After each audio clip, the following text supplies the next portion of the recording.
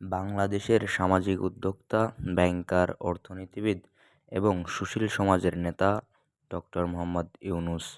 Doctor Mohammad Yunus জন্মগ্রহণ করেন ১৯৪০ সালের ২৮ জুন চট্টগ্রাম জেলার হাটহাজারী উপজেলার বাথুয়া গ্রামে। তার বাবার নাম হাজী দুলা মিয়া সওদাগর, মায়ের নাম সুফিয়া খাতুন, তার স্ত্রীর নাম ডক্টর আফরোজী ইউনূস। ব্যক্তিগত জীবনে ইউনূস দুই কন্যার পিতা।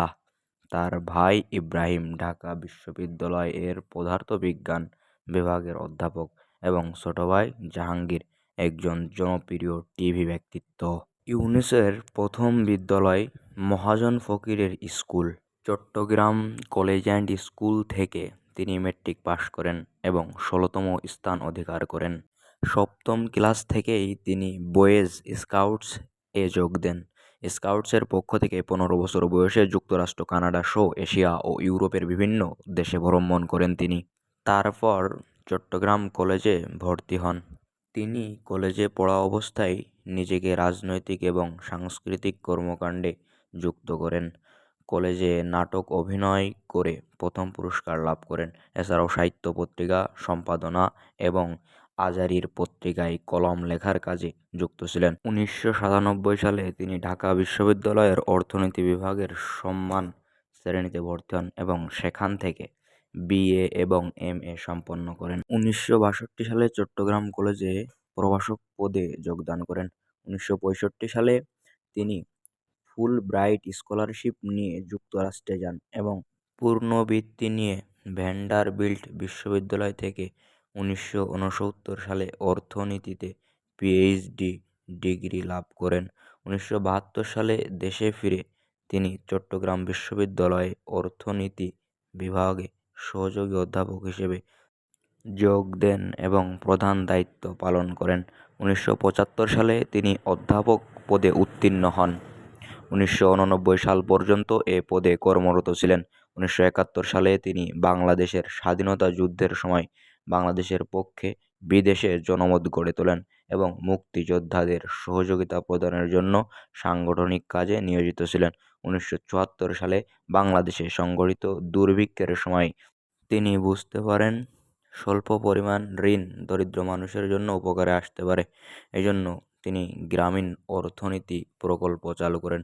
১৯৭৪ সালে তিনি তেভাগা খামার প্রতিষ্ঠা করেন। ১৯৭৬ সালে তিনি গ্রামীণ ব্যাংক প্রতিষ্ঠা করেন দরিদ্রদের ঋণ দানের জন্য।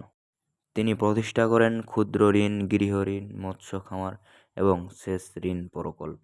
২০০৬ সালে তিনি গ্রামীণ ব্যাংক প্রতিষ্ঠার জন্য নোবেল শান্তি পুরস্কার লাভ করেন। বাংলাদেশে তিনিই প্রথম এই পুরস্কার লাভ করেন। তার একটি গ্রন্থ রয়েছে যার নাম three farmers of Jogra, published in 1974। তার আরও একটি গ্রন্থ planning in Bangladesh, format technique, priority and other assess rural studies project. এটি তিনি পাবলিশ করেন 1976। এছাড়াও তার আরও বিভিন্ন গ্রন্থ রয়েছে। এভাবেই তিনি পার করেছেন এবং করে যাচ্ছেন তার জীবন। ২০১৪ সালে ইউনূস সেন্টার প্রতিষ্ঠা করেছেন।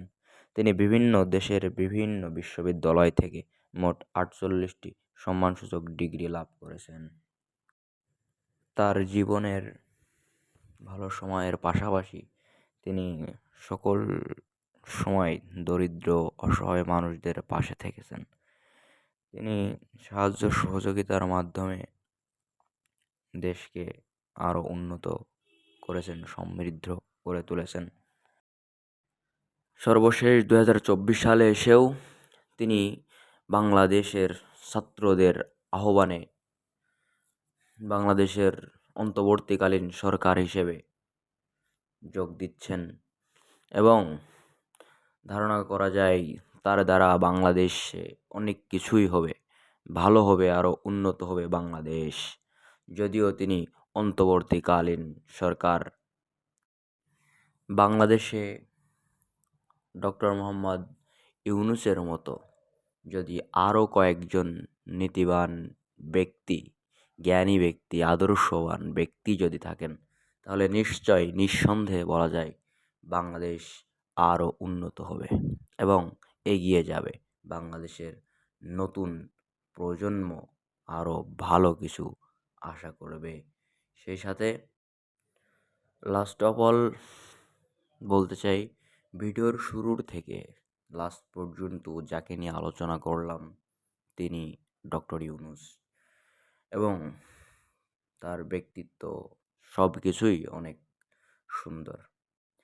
তাই আমি আবারও বলবো, বাংলাদেশ আবার দ্বিতীয়বারের মতো স্বাধীন নতুন রূপে সেজেছে যেন বাংলাদেশ। আজকের ভিডিও এ পর্যন্তই।